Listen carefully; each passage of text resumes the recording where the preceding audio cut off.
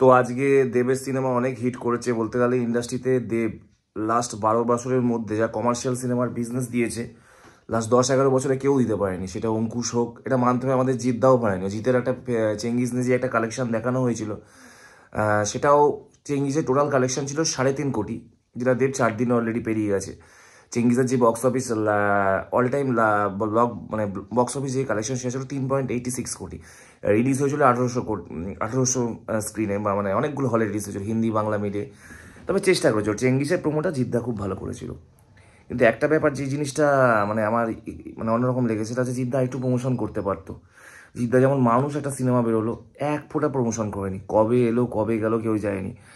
দেবের মধ্যে যে জিনিসটা সব থেকে ভালো, ওকে মানুষ ভালোবাসে একটা কারণে, ওর মধ্যে সেই হিরোইজম ব্যাপারটা নেই। মানে হিরো মানে ওর মানে আমি হিরো, আমি কারোর সাথে মিশবো না, আমি সাধারণ মানুষের ঘরে যাব না, আমি সাধারণ মানুষের সাথে কথা বলবো না। দেবের মধ্যে কোন জিনিসটা ভালো জানো? ও ছোটো ছোটো ছোটো যারা ক্রিয়েটার আছে দেখবে তাদেরও রিলগুলো শেয়ার করছে নিজের ওয়ালে, তাদের সাথে কোলাবোরেশন অ্যাকসেপ্ট করছে, প্রত্যেকের সাথে দেব যোগাযোগ রাখছে, মনে হচ্ছে একটা পাশের পাড়ার একটা দাদা, ওরা সবার সাথে নিজের যোগাযোগ, একটা ফ্যামিলির মতো। কিন্তু জিতি বলো বা অঙ্কুশই বলো বা আবির, কোনো হিরোর মধ্যে সেই জিনিসটা নেই। তাদের একটা নিজের জনে থাকে। আমি জিদ্দা কিন্তু যথেষ্ট ভালো ফ্যান, আমার হেভি লাগে জিদ্দা অ্যাটিটিউড, অ্যাক্টিং খুব ভালো লাগে আমার। কিন্তু জিদ্দার মধ্যে যে জিনিসটা আমার একটু খারাপ লাগে, জিদ্দা প্রমোশনটা একদম করে না। আর কি জিদ্দা প্রমোশন করতো, জিদ্দারও ছবি প্রচুর প্রচুর হিট করতো।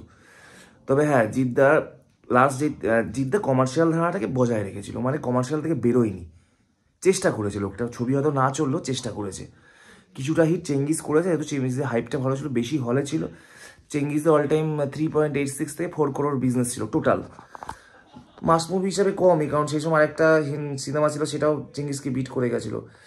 তবে চেষ্টা করেছে। তবে রাবণটা সেকেন্ড টাইপ আছে, রাবণের total box office collection 2 crore মতো একটা কিছু আছে।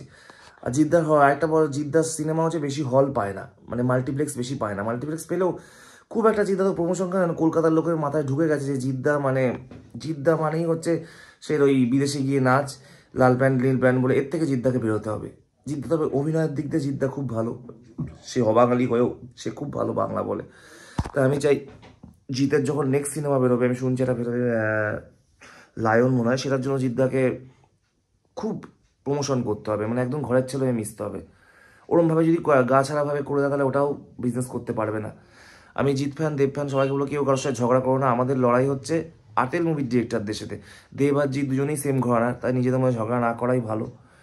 তবে হ্যাঁ, নিজেদের মধ্যে ঝগড়া করে তোমরা কি বলতো ফ্যান বেসটাকে নষ্ট করছো, ওদের নিজেদের মধ্যে কিন্তু খুব ভাব আছে। তবে জিদ্দাকে দেখো, দেবকে অনেকে ভুলভাল গালাগালি দিচ্ছে, এটা করো না। বা অনেকে ভুলভাল বক্স অফিস, বা জিদ্দার জয় কখন হবে? যখন জিদ্দা বক্স অফিসে দেবকে বিট করবে তখনই জয় হবে। ধরো কেউ আমার থেকে প্রচুর বেশি ভিউজ পায়, আমি তাকে যদি বলি ওর থেকে আমার ভিডিও ভালো, আমি ওর থেকে ভালো ভিডিও করি, তাও ভিডিও ভিউজ পায়, এসব বলে ছোট, কিন্তু আমি হচ্ছি, সে হচ্ছে না। তাই বৃক্ষ তোমার নাম কি, ফলে না পরিচয়। জিদ্দা তখনই দেবদাকে জবাব দিতে পারবে, আমি সাপোর্ট করব তখনও। আমি সবাইকে সাপোর্ট করি যারা অ্যাকশন মুভি করে, যে অঙ্কুশকেও করি। যে অঙ্কুশ যদি 20 কোটি টাকার বিজনেস করে, আমি অঙ্কুশকে নিয়ে প্রচুর ভিডিও বানাবো।